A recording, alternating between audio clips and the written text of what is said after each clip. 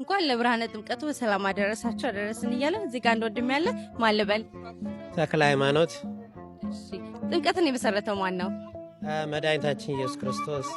እሺ ጌታችን መድኃኒታችን ኢየሱስ ክርስቶስ በስንት ዓመቱ ነው የተጠመቀው? በ30 ክረምት 30 ዓመት። ጌታችን መድኃኒታችን ኢየሱስ ክርስቶስን ያጠመቀው ቅዱስ ማን ይባላል? ቅዱስ ዮሐንስ። እሺ ጥምቀት እንዴት ነው? በዓል አከባበር እንዴት አየኸው?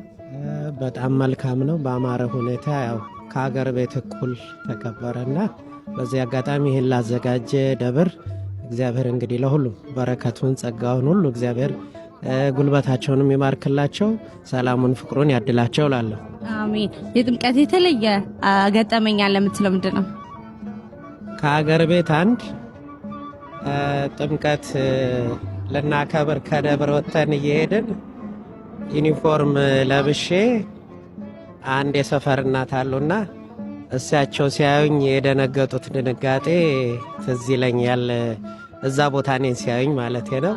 ዝርዝሩን ያው ረጅም ስለሚሆን እንዲሁ በሱ ተዋለሁ።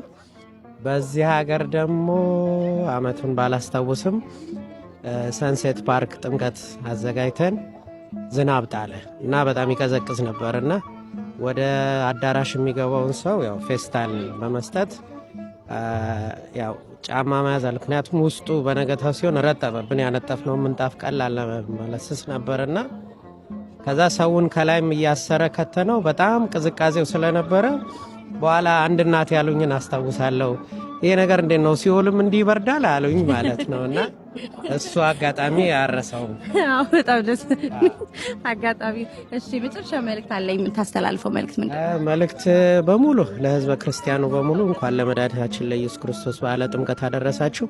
በዚህ ላይ አሁንም የሚደክሙትን የተጉትን ሁሉ ከጳጳሳቱ ጀምረን እንግዲህ ምእመኑን ሁሉ እግዚአብሔር በረከታቸውን ይቀበላቸው። ለሁሉም መልካም በዓል፣ ለሀገር ሰላም እመኛለሁ። አሜን አሜን። እናመሰግናለን።